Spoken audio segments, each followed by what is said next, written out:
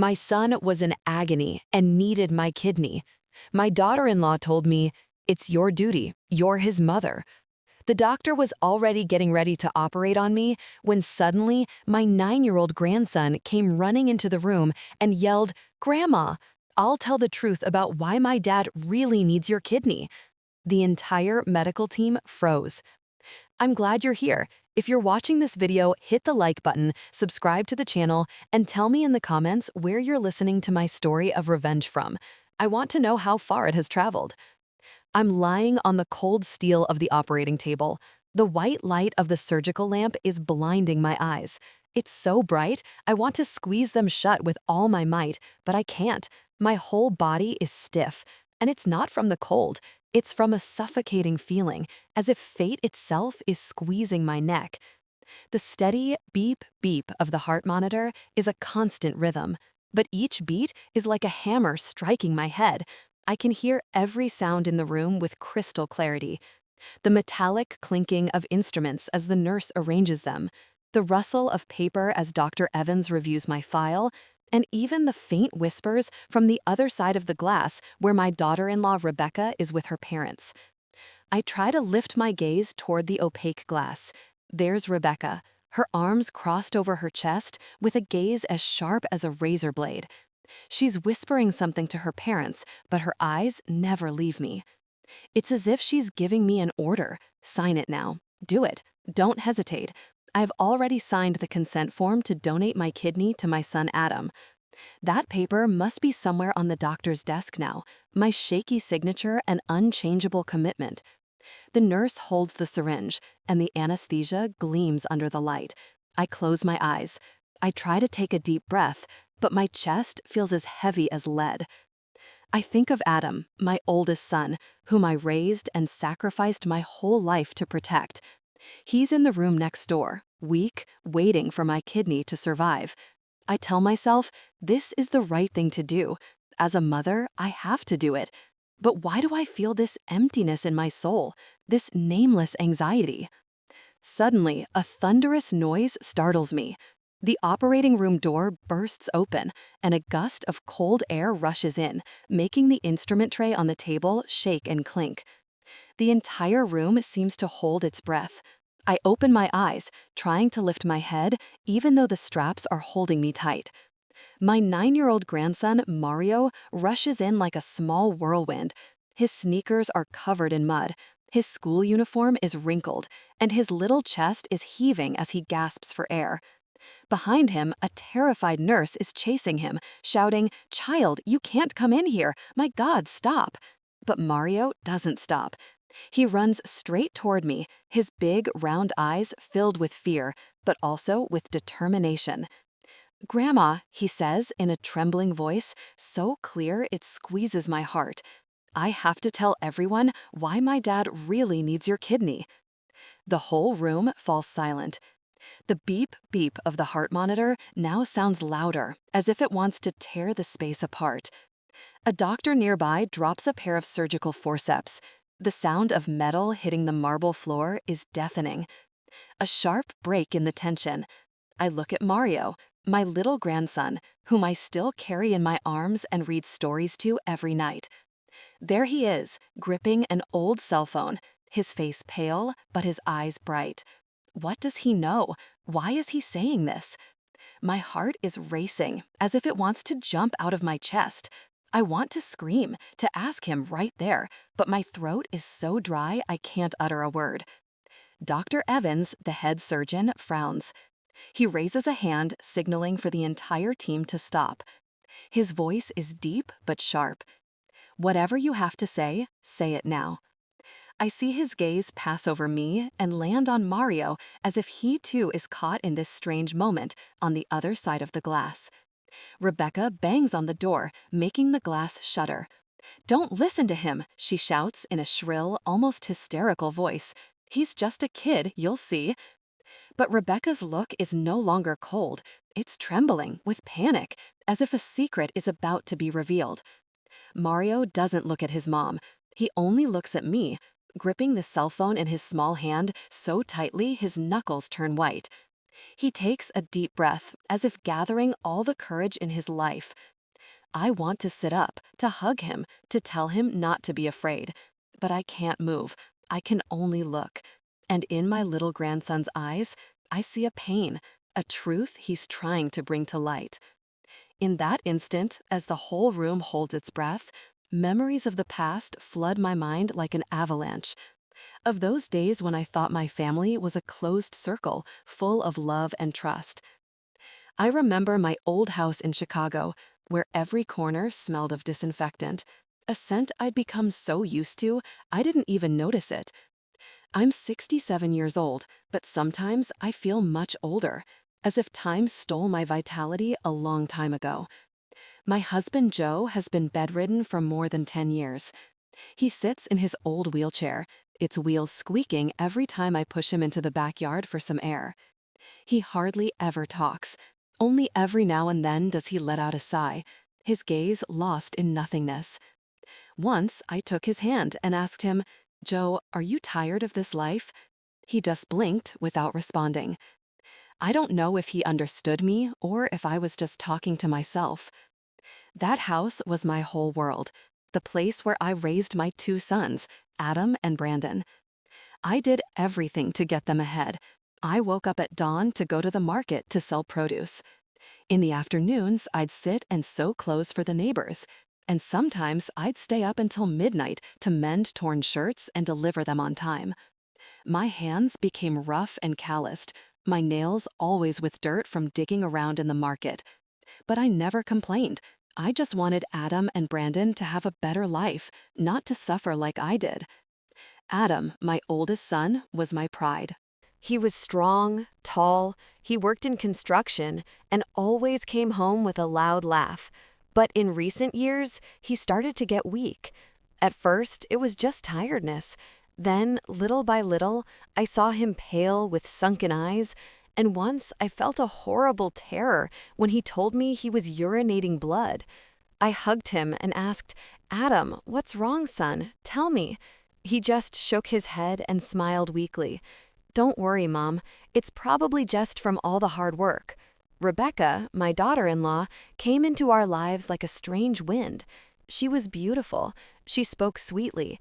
And at first, I truly believed she was a blessing for Adam. She took care of him diligently. She brought medicine home, watched his meals, and reminded him to take his pills at the exact time. All the neighbors praised me. "You're so lucky, Mrs. Jones, to have such a good daughter-in-law." And I believed it too.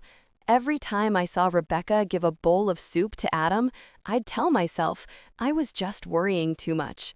But sometimes I'd catch her cold, calculating gaze, as if she were hiding something. Once, I saw her in the backyard, whispering on the phone late at night in a low but hurried voice, "Don't worry, everything is going according to the plan." I asked her, "Rebecca, who are you calling so late?" She was startled and laughed nervously. "Just a friend, Mom. Go back to sleep." Brandon, my younger son, was different. He's 26 years old.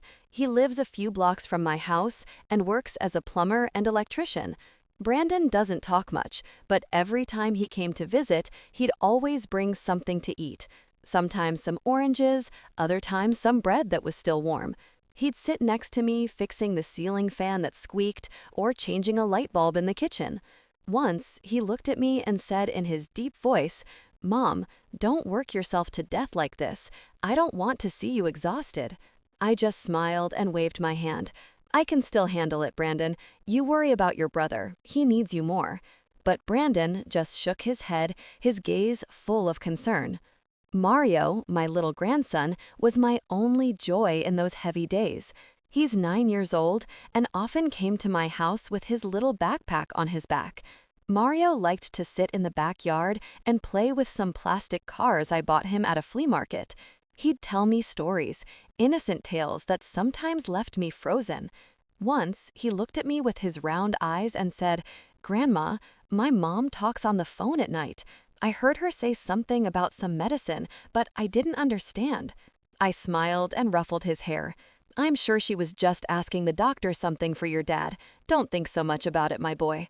But inside, a seed of unease was beginning to sprout. And then, one afternoon, everything changed. I was in the kitchen preparing dinner. The smell of toasted rice was floating in the air when Rebecca came in. She didn't say hello, she didn't smile.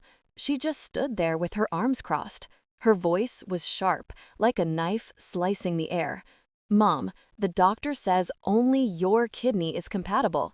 It's your responsibility. You have to save him." I froze. The spoon in my hand dropped into the pan with a dull clang. I looked at her, trying to find a bit of warmth in her eyes, but I only saw a cold determination, almost a demand. "Rebecca, I know I'll do everything for Adam," I whispered, but my throat felt dry. She nodded as if she had achieved her goal and turned around. Not even 10 minutes passed when Rebecca's parents showed up. They walked into my house as if it were their own. They sat down at the dining room table and said in unison, "That's right. A mother's duty is something you can't run from. This whole family now depends on you." I stood there, still with the spoon in my hand, feeling cornered. Adam, who at that moment was propped up in a chair, so skinny I almost didn't recognize him, took my hand. His hand was freezing. "Mom," he whispered, "I trust you'll save me." I looked into his eyes, those eyes that as a child shone with so much life, and now only reflected exhaustion and pleading. I nodded without being able to say anything, suddenly feeling like the small room had become suffocating. The smell of medicinal herbs from Joe's pot in the corner made me feel like I couldn't breathe. That night, I took Joe his bowl of soup, just like every day. The squeaking of his wheelchair on the concrete floor was a constant reminder that I was carrying this whole family on my shoulders. I put the bowl in front of him. I looked at him, but he just sighed without saying anything. I wanted to tell him, to ask him if I was doing the right thing, but he was just there as motionless as a shadow. I went out to the backyard where Mario was playing with his car.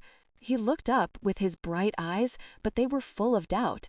"Grandma," he said, "what if someone gets sick because another person is giving them medicine?" I stopped dead in my tracks. My heart skipped a beat. "Why do you ask that, my boy?" I said, trying to stay calm. But Mario just lowered his head and kept pushing his car without answering. What I didn't know was that at that moment I was on the edge of an abyss, and only a few more steps would make me fall. The days that followed that afternoon, when Rebecca came to my house and left me no choice, my life felt crushed by an invisible pressure, heavier than the suffocating summer heat of Chicago.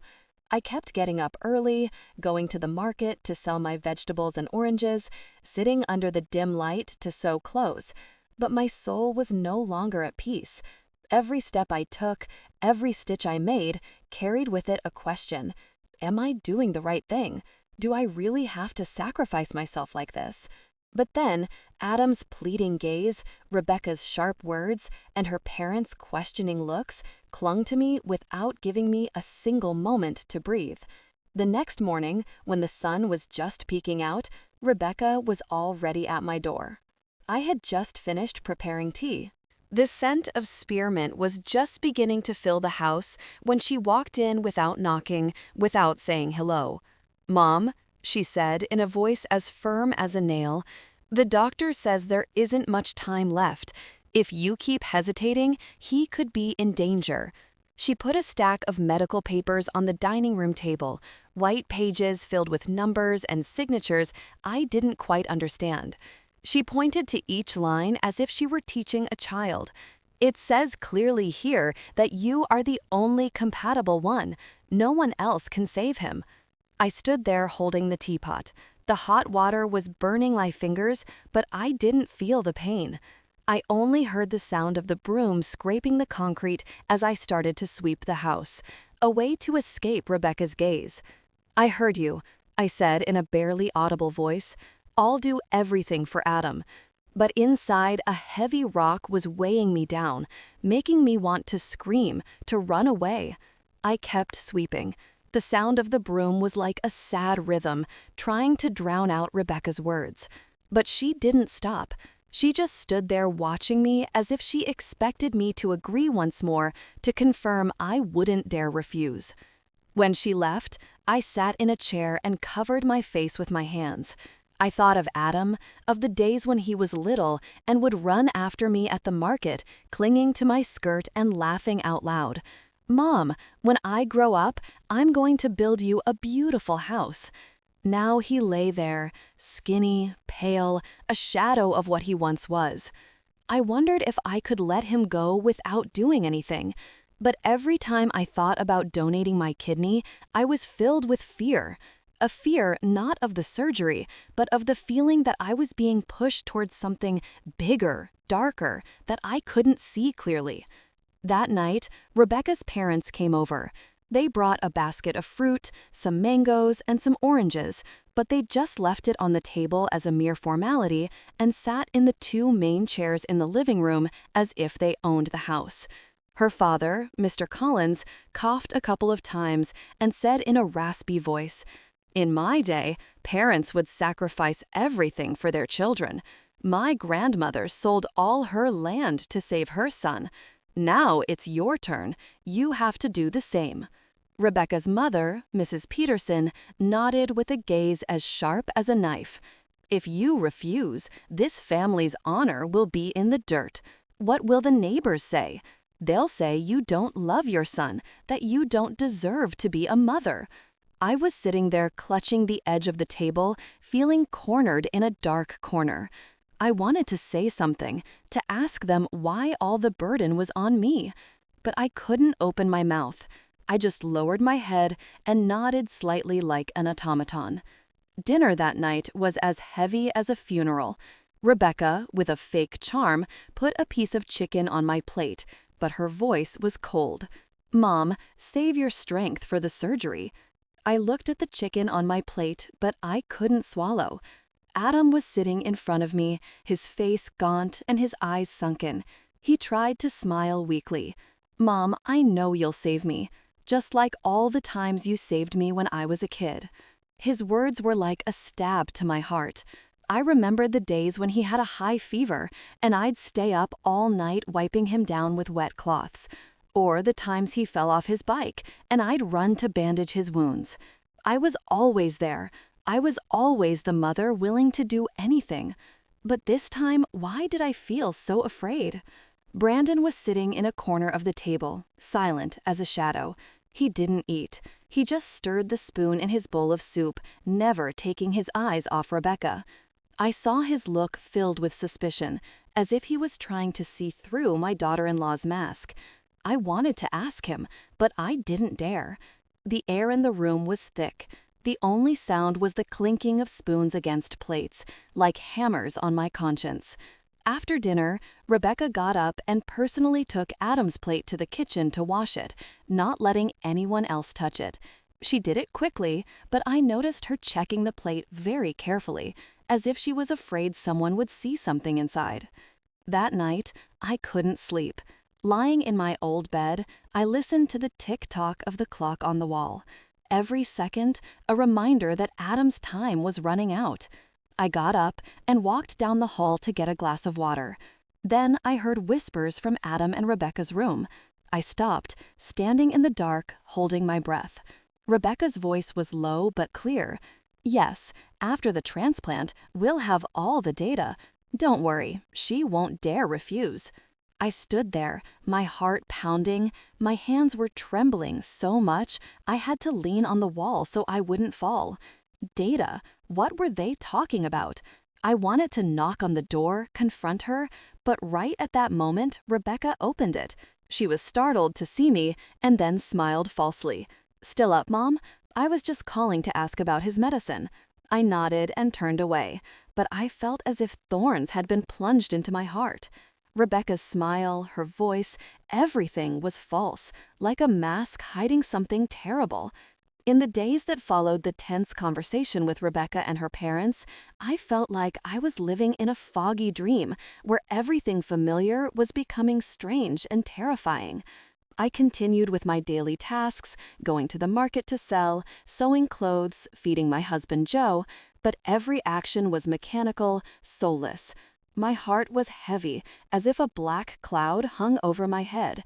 And Rebecca's words, Adam's pleading gaze, they spun in my mind without giving me a second of peace.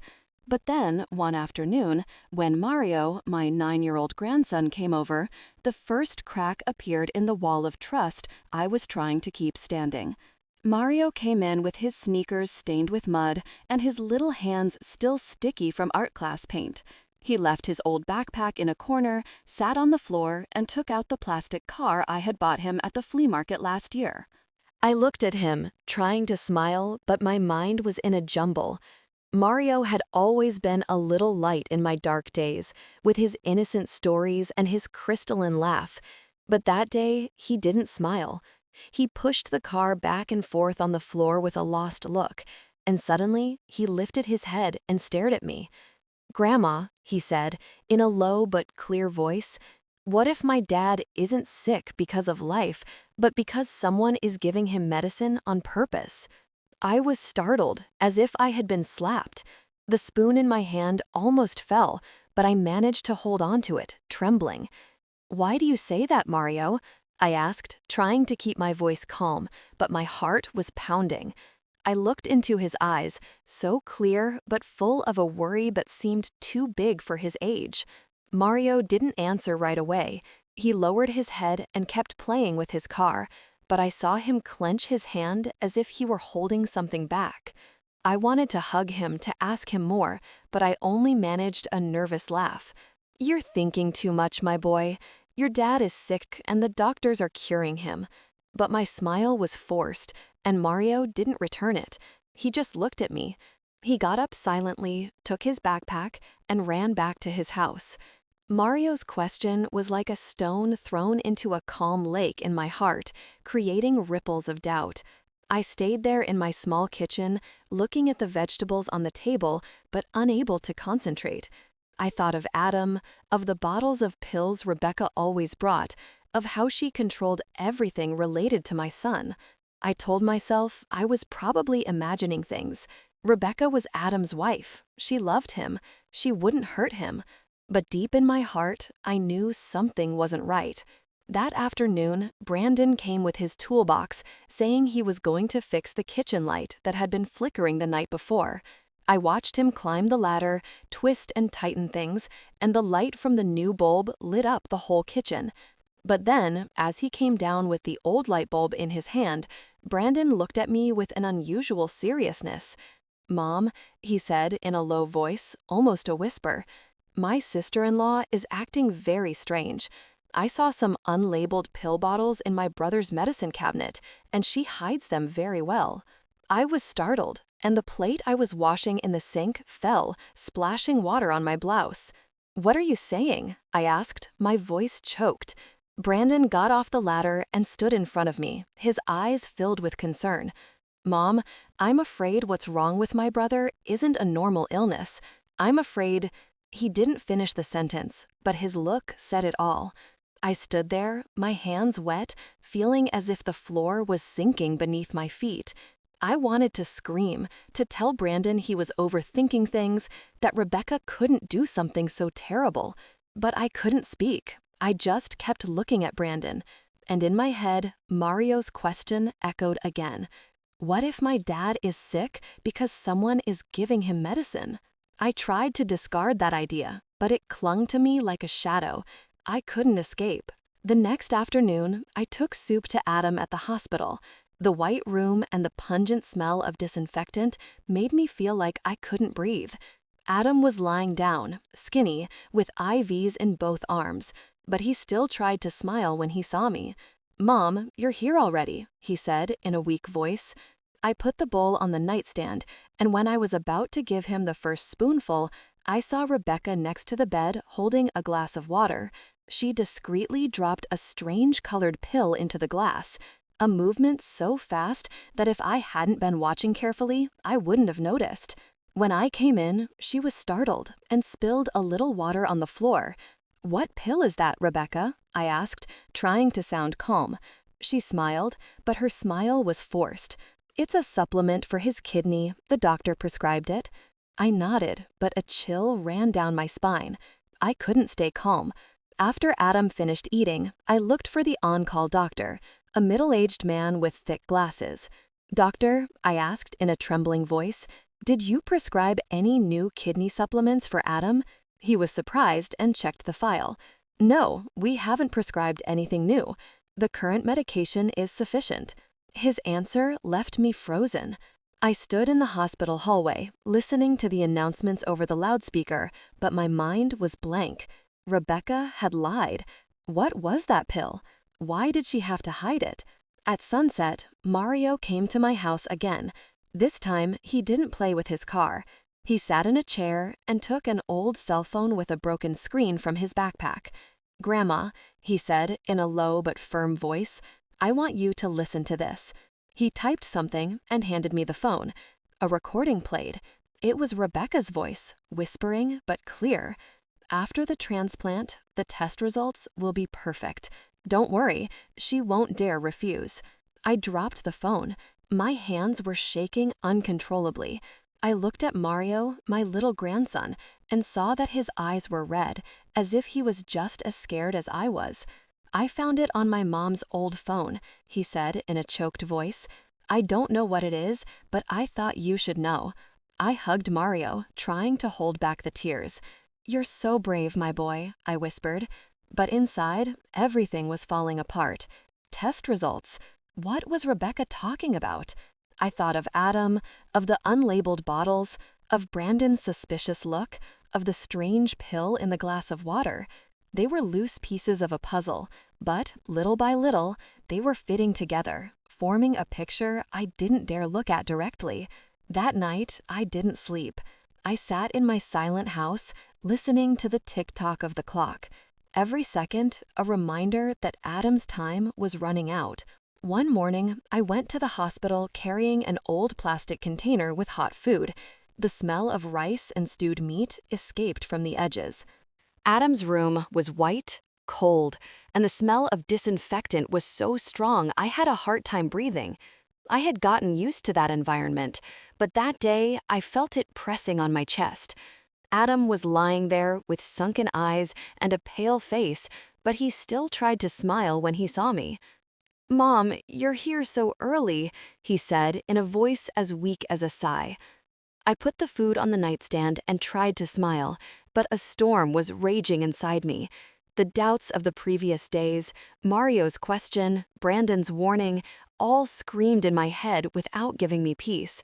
Rebecca was already there, sitting next to Adam's bed, staring at the IV bag that dripped slowly.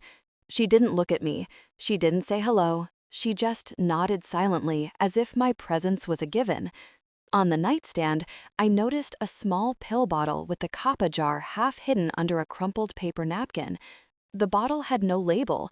It was just a white plastic container with some strange blue pills inside. I picked it up, trying to keep my voice firm. "What medicine is this, Rebecca?" She was startled. She almost jumped and snatched the bottle from my hand so fast that it made me step back. "They're just vitamins, Mom," she said with a smile as fake as cheap paint. "The doctor prescribed them to help his kidney." I nodded, but a chill ran down my spine. Rebecca's smile, the way she snatched the bottle from me, everything was wrong, as if she were hiding a secret I wasn't supposed to know.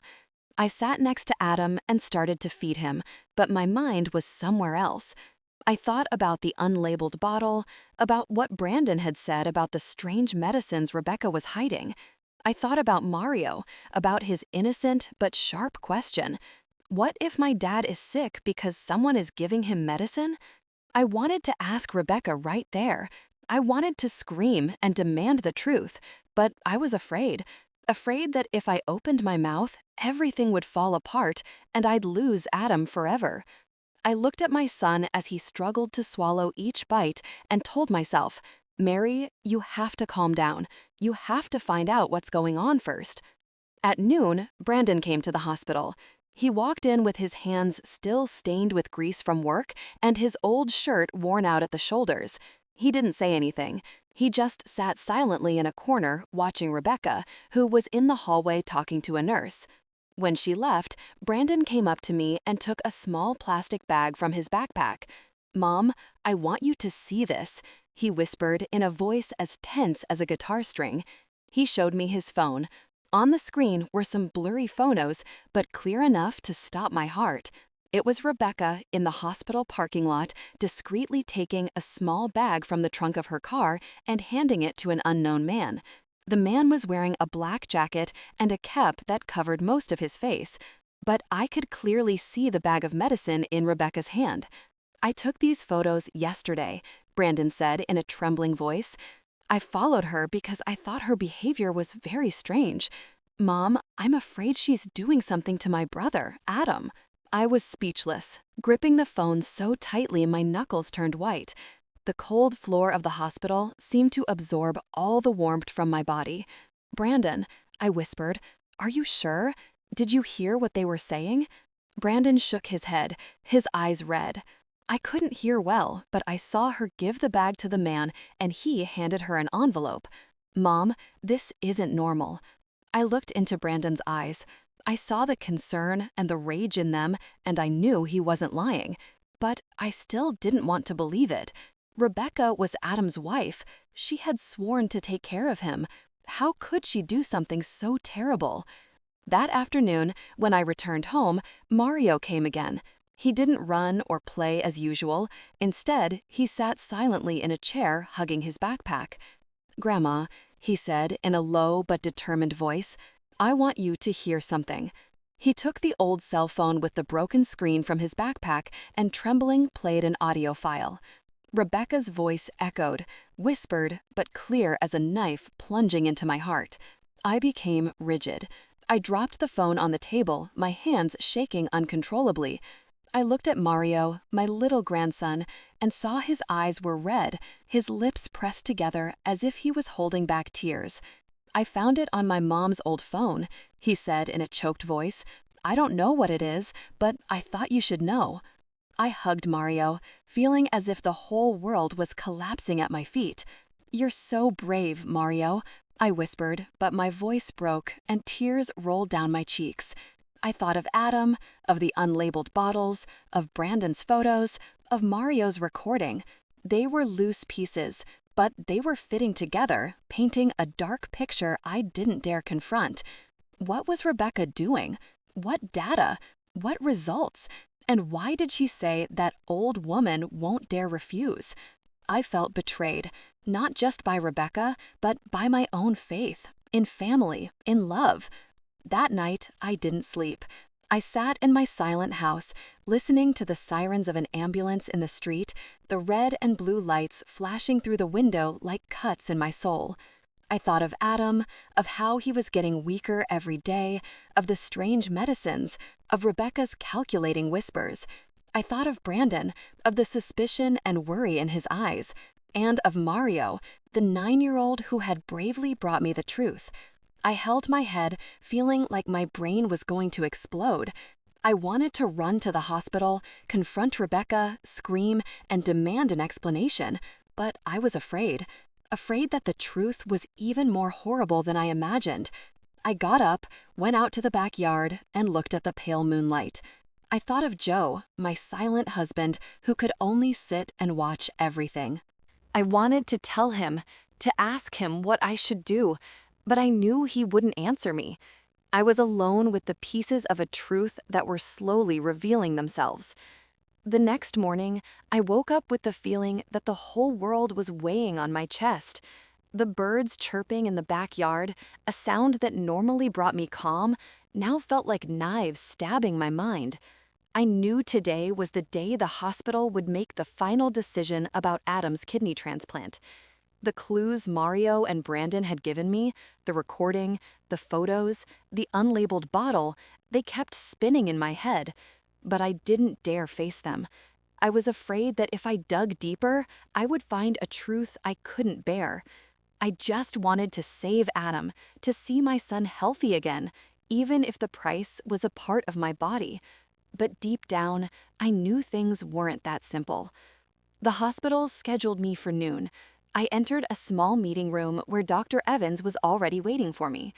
He spread the lab results on the table, white sheets filled with numbers and graphs I didn't understand. "Mrs. Jones," he said in a grave but firm voice, "we have reviewed everything thoroughly. You are the most compatible person to donate your kidney to Adam. If we don't proceed soon, his life will be in danger." I sat there clutching the edge of my blouse, my head buzzing as if I had a swarm of bees inside. "I understand," I whispered, but my voice was so low I doubted if he had heard me. Dr. Evans looked at me, and his expression softened. "Do you need more time to think about it?" he asked. I shook my head, not because I had already decided, but because I felt I had no other way out. Rebecca, her parents, and even Adam, they were all counting on me, and I couldn't let my son die. Through the glass of the door, I saw Rebecca standing there with her arms crossed. Her gaze, as sharp as ever, gave a nod to her mother, Mrs. Peterson, as if she were sure I wouldn't dare refuse. That gesture gave me a chill, as if they were playing a game of chess and I was just a pawn. I wanted to get up, to yell that I knew about the bottle, about the recording, but I couldn't. I just sat there feeling trapped in an invisible cage with no escape. That evening, I gathered the whole family in my small house. The living room was crowded. The yellowish light of an old bulb reflected on the worn-out walls. I put a teapot on the table. The scent of spearmint couldn't disperse the heavy atmosphere. Rebecca's parents, Mr. Collins and Mrs. Peterson, sat in the center, occupying the two best chairs as if they were the owners. Rebecca sat next to them, her hands clasped, giving me a sidelong glance as if to make sure I wouldn't back out. That gesture gave me a chill, as if they were playing a game of chess and I was just a pawn. I wanted to get up to yell that I knew about the bottle, about the recording, but I couldn't. I just sat there feeling trapped in an invisible cage with no escape. That evening, I gathered the whole family in my small house. The living room was crowded. The yellowish light of an old bulb reflected on the worn-out walls. I put a teapot on the table. The scent of spearmint couldn't disperse the heavy atmosphere. Rebecca's parents, Mr. Collins and Mrs. Peterson, sat in the center, occupying the two best chairs as if they were the owners. Rebecca sat next to them, her hands clasped, giving me a sidelong glance as if to make sure I wouldn't back out. Adam was lying on a sofa, his face pale and his breathing weak. Brandon was leaning against the wall, silent, but his eyes were red, as if he was holding back a fury about to explode. Mario was huddled in a corner, hugging his small backpack, his eyes filled with distress. I took a deep breath. My hands trembled as I set the teapot down. "I've made a decision," I said in a trembling voice, but trying to sound firm. "I'm going to donate my kidney to Adam." The room exploded like a bomb. Mrs. Peterson clapped and said in a shrill voice, "That's a real mother. I knew you wouldn't disappoint this family." Rebecca covered her face. Tears were streaming, but I saw how she clenched her fists as if she were acting in a play. "Oh, Mom," she said in a choked voice, "I knew you love him more than anyone. Thank you." Adam looked at me with eyes clouded by exhaustion, but he still managed to say, "Mom, I owe you my life." His words broke my heart like a dagger to the chest. But then Brandon jumped up and hit the table. The bang made the teacups vibrate. "No," he yelled, his voice trembling with rage. "Mom, don't you see? You're sacrificing yourself for a wicked plan. She's using you, and she's using my brother, Adam." The air in the room became thick. The only sound was the buzzing of a mosquito around the light bulb.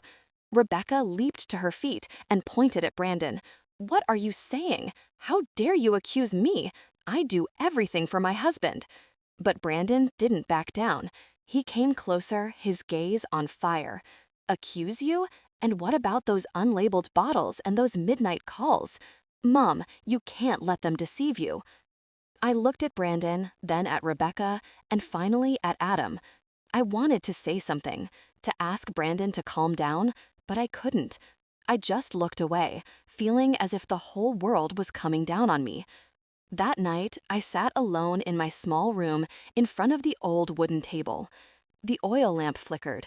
Its dim light illuminated the trembling words I was writing in my will. I wrote that the little house would go to Brandon and some of my few valuables to Mario. Every stroke was like a cut in my soul. I didn't know if I'd survive the operation, but I wanted to be prepared to leave something for those I loved. Joe was sitting motionless in his wheelchair in a corner, watching me with his lifeless eyes. I saw his hand tremble, as if he wanted to say something, but couldn't. I looked at him, and tears rolled down my cheeks. Joe, I have to do it, right? I have to save Adam. He didn't answer. He just blinked, and 2 tears fell down his gaunt cheeks. I folded the will and put it at the bottom of an old wooden box where I kept memories of my wedding. Outside, the rain poured, mixing with the sound of my own sobs. Early in the morning, when the sky was still dark and the fog clung to the little streets leading to the hospital, I was lying on a gurney in an ambulance. I was clutching a small fabric bag with a change of clothes and an embroidered handkerchief I'd had since my wedding day. The ambulance siren howled, but I no longer paid attention. The streetlights filtered through the window, blurred like my broken dreams.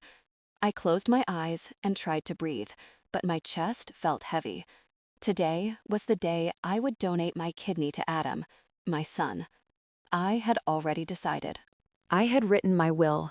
I had prepared myself mentally, but my heart was still in knots, as if I were entering a nightmare I couldn't wake up from. When the ambulance stopped, a nurse pushed the gurney down an endless hospital hallway. The screeching of the wheels on the tiled floor was like a hammer hitting my head. Rebecca was walking right behind me. Her steps were light but firm, like those of a guard.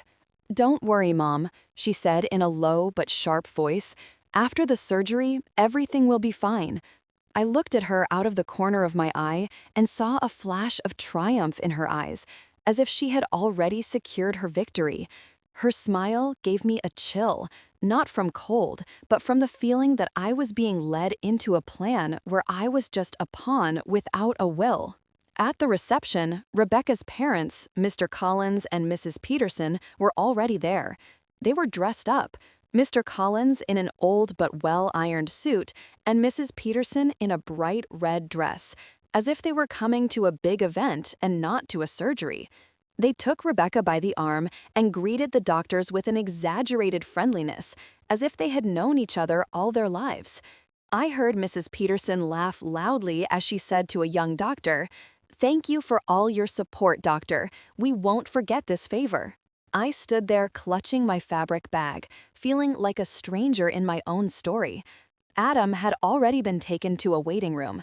They allowed me to see him before I went into the operating room.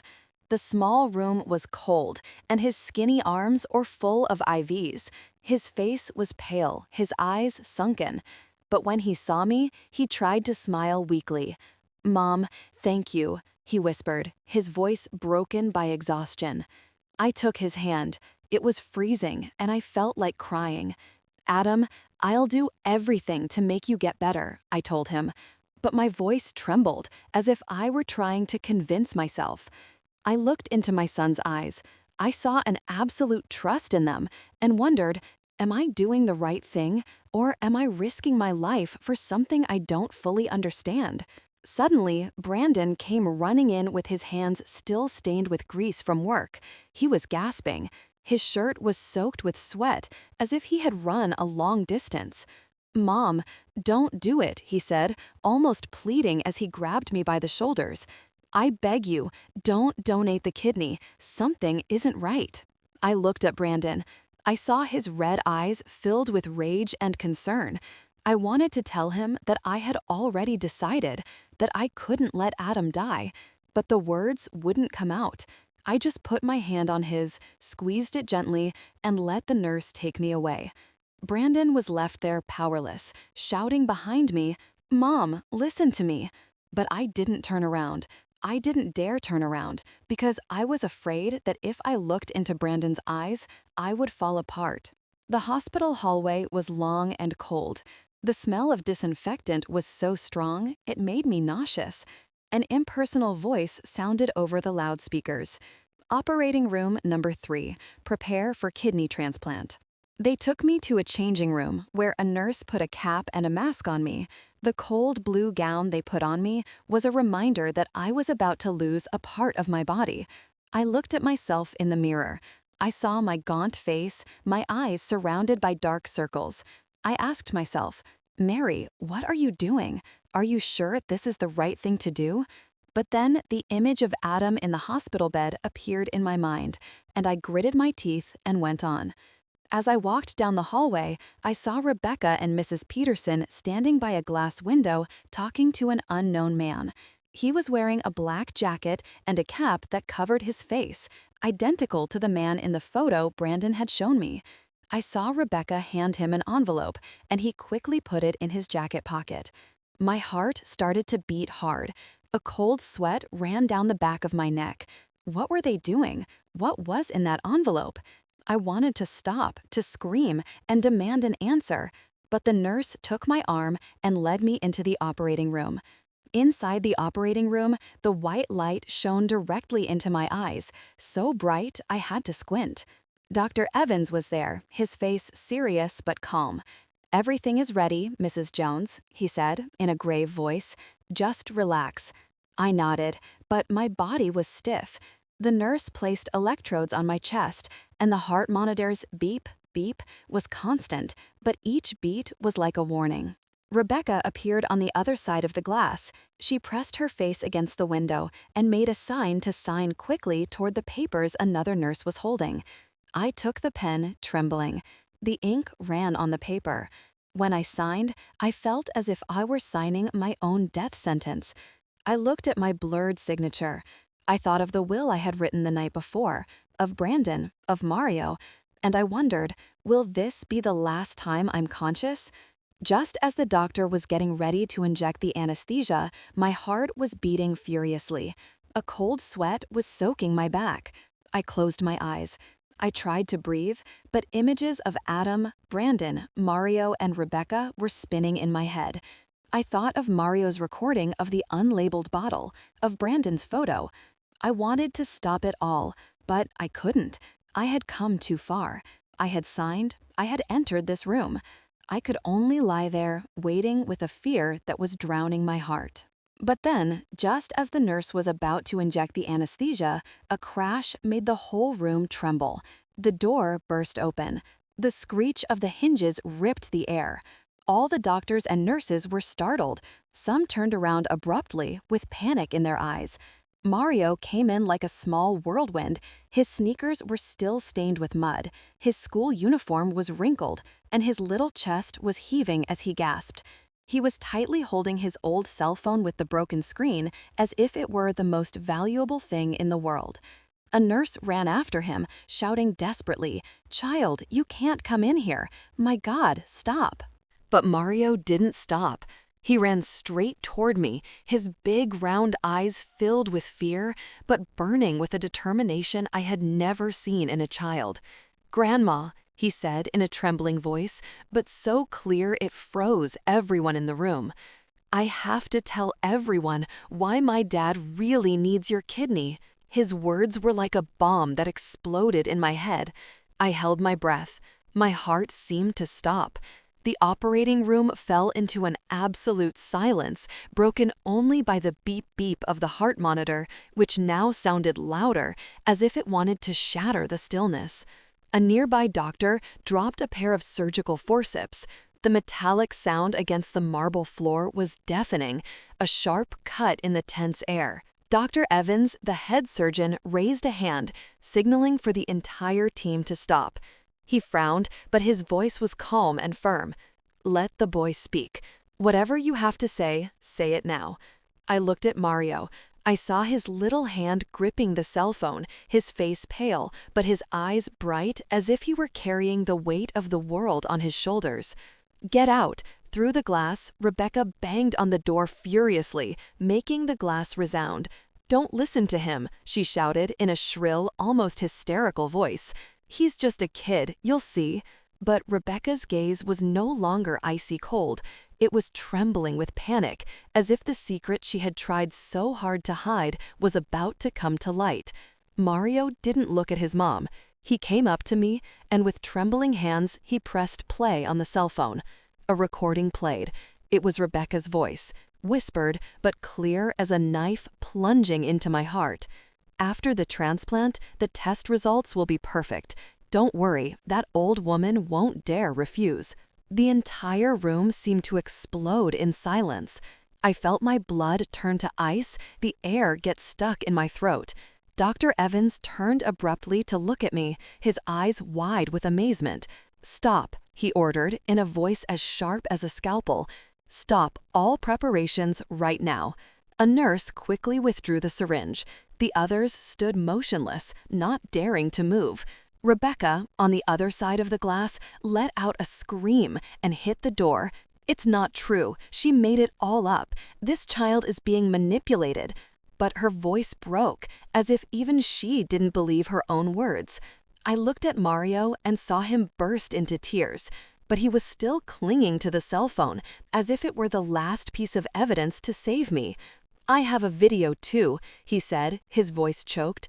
"It's when my mom and grandparents are talking about selling medicines." He played a video and the image appeared on the small screen. Rebecca and Mrs. Peterson in the parking lot exchanging an envelope with the unknown man I had seen before. Mrs. Peterson's voice was heard. "After this operation, we'll have enough data to sell the medicine abroad. This money will change everything." I lay there, my vision blurred by tears, feeling a mix of horror and relief. Horror for the truth I had tried so hard to avoid, now exposed before everyone, and relief because I finally no longer had to lie to myself. Brandon burst in from the hallway, his face red with anger. "Enough," he shouted, throwing himself against the glass door to face Rebecca. "You poisoned him. You thought we were all blind?"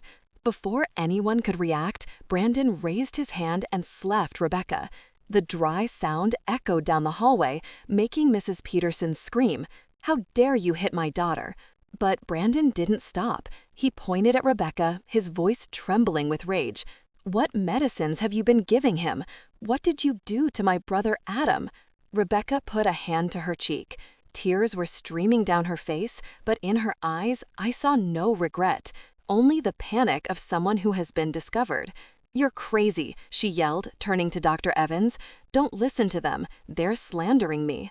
But Dr. Evans didn't answer. He turned pale and addressed a nurse. "This is no longer a surgery. It's a crime scene. Call the police now." A nurse ran out while the others stood there looking at each other in confusion. I lay there feeling the world crumble. Tears were rolling down my cheeks, but I didn't wipe them away. I looked at Mario, my little grandson, who had bravely burst into the operating room to save me. I looked at Brandon, my younger son, who had tried to protect me at all costs. And I thought of Adam, my son, who lay in the room next door, not knowing that the wife he trusted had betrayed him. I stayed there, letting the tears flow, letting the truth seep into every fiber of my being.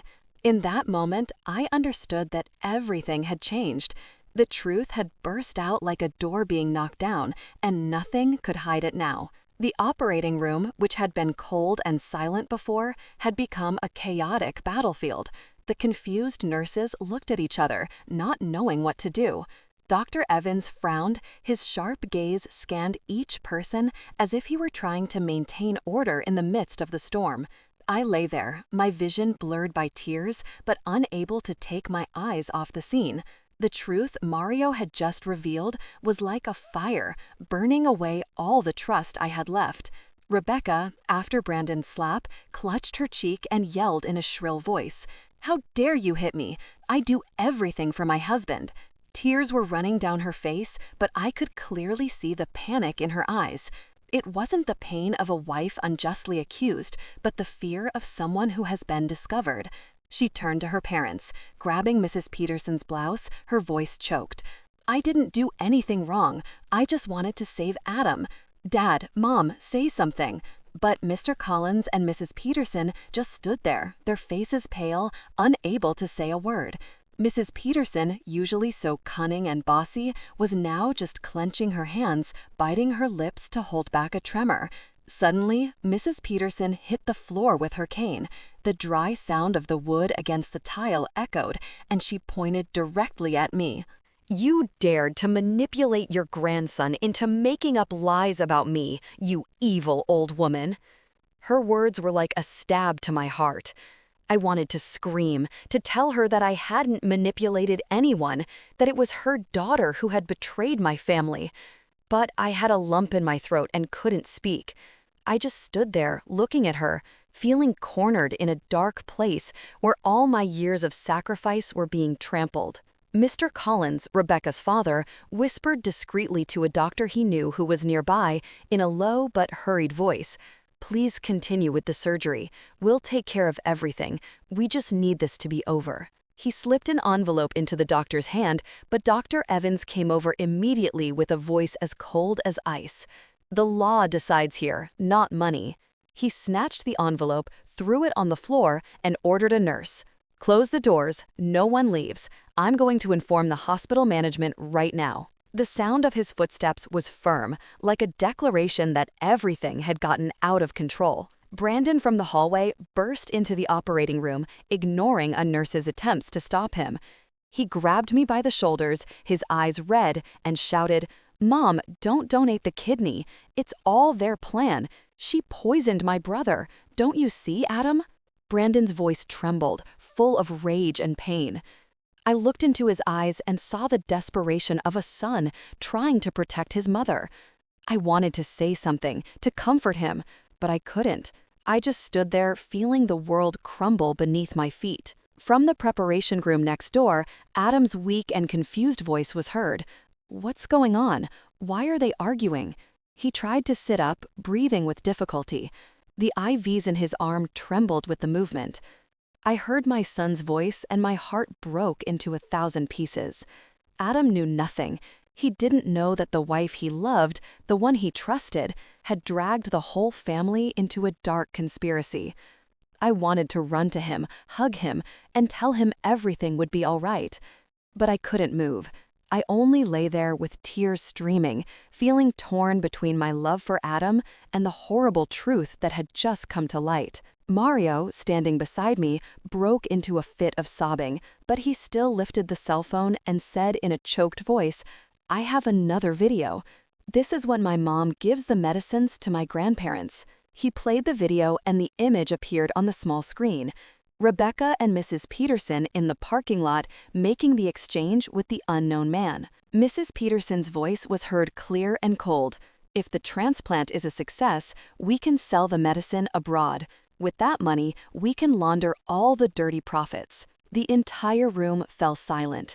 A nurse covered her mouth, her eyes wide with horror. Dr. Evans was frozen, gripping the file as if to contain his rage.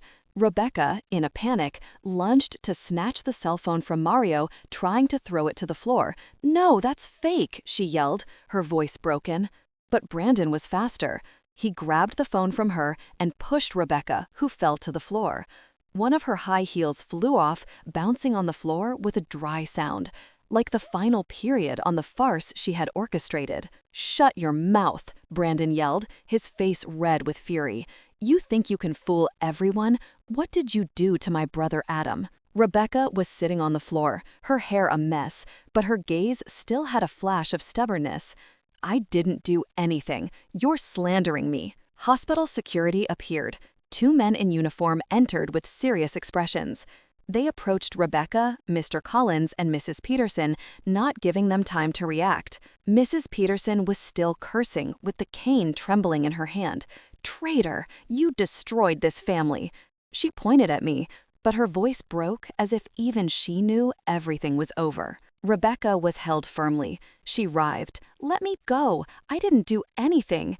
But her gaze now only reflected the desperation of someone cornered. I lay there motionless, my body cold, but my eyes wide open, watching the truth unfold before me. When the operating room door closed behind the police, the screams of Rebecca and her parents still echoed in the hospital hallway.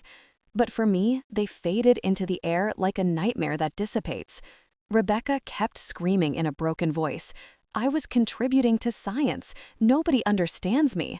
But no one answered her.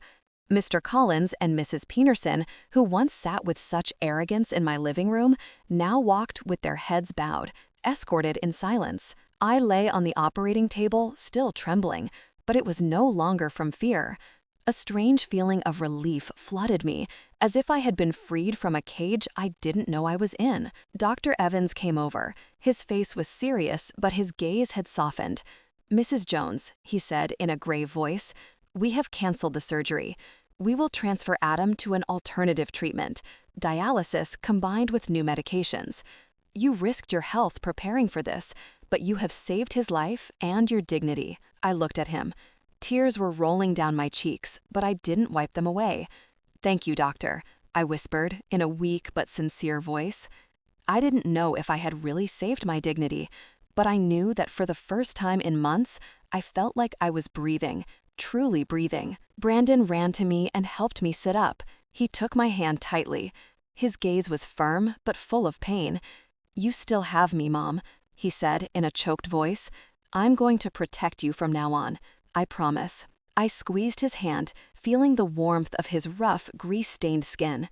I looked into Brandon's eyes and saw the strength of a son willing to carry the whole world to protect his mother. "You're my proud son," I whispered, and the tears fell again. Brandon didn't say anything. He just hugged me, and in that hug, I found some comfort in the middle of the ruins of my family. Adam was transferred to a recovery room. When I entered, he was lying down, his face pale and the IVs still in his arms. He looked at me with red eyes and asked in a weak voice, "Mom, is it true that everything my wife did was to harm me?" His question was like a stab to my heart. I went over, sat on the bed beside him, and hugged him. My tears fell, wetting his hospital gown. "Oh, Adam, my son," I said in a choked voice. "I don't know where all this started, but I promise I won't let anyone hurt you anymore." Adam lowered his head. Tears rolled down his skinny cheeks. "Mom, I was wrong," he whispered. "I didn't protect you, and I let you suffer too much." I hugged him tighter, feeling that in the world, it was just the two of us clinging to each other in the middle of the storm that had just passed. In the following days, the newspaper started covering the news. "Drug trafficking ring busted at local hospital," the headlines screamed. They wrote about a group of doctors and pharmacists involved, in which Rebecca, Mr. Collins, and Mrs. Peterson were key players. They had been testing illegal drugs on patients like Adam, using the kidney transplant as a smokescreen to collect data for an international organization. Reading those words filled me with horror and pain. I thought of Rebecca, of the times she served me food, of her sweet words that I now knew were false. I thought of Adam, of the months he suffered without knowing that his own wife was putting him in danger. Adam began his dialysis and medication treatment. His health improved slowly but steadily. One afternoon, he took my hand, lowered his head, and said in a choked voice, "Mom, I was blind. I trusted Rebecca and almost let you lose everything." I stroked his head like I used to when he was a child and told him, "Son, what's important is that you're still here. That's all I need." But in my heart, a scar had formed, not just from Rebecca's betrayal, but because I had let myself be led to the brink between life and death without asking questions. I went back to my little house, where Joe was still motionless in his wheelchair. I sat beside him and told him everything, from Mario's recording to the scene of Rebecca being handcuffed.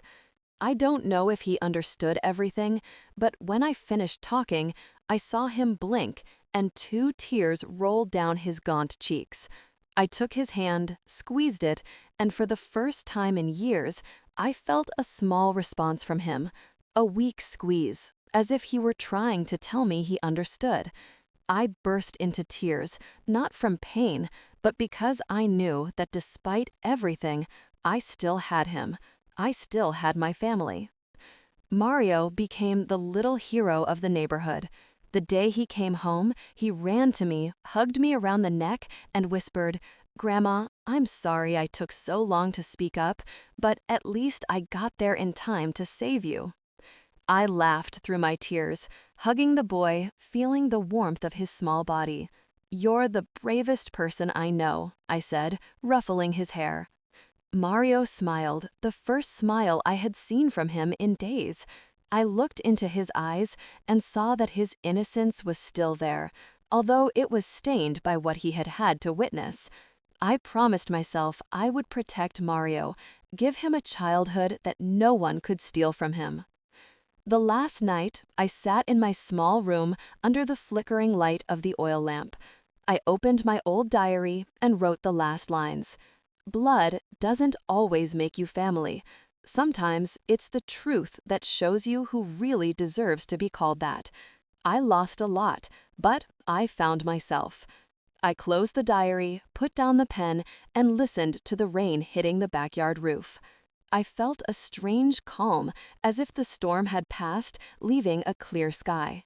I looked out the window. I saw the pale moonlight illuminating the backyard. And I knew that even if the road ahead was long, I would never again let myself be blinded. I had regained my own strength, and that was the most valuable thing no one could take from me. The story you've just heard has been changed in names and places to protect the identity of the people involved. We are not telling this to judge, but with the hope that someone listens and stops to reflect. How many mothers are suffering in silence inside their own homes? I truly wonder, if you were in my place, what would you do? Would you choose to be silent to keep the peace, or would you dare to face everything to reclaim your voice? I want to know your opinion, because every story is like a candle that can light the way for someone else. God always blesses, and I am convinced that courage leads us to better days. Meanwhile, on the final screen, I leave you with two of the channel's most beloved stories. I'm sure they will surprise you.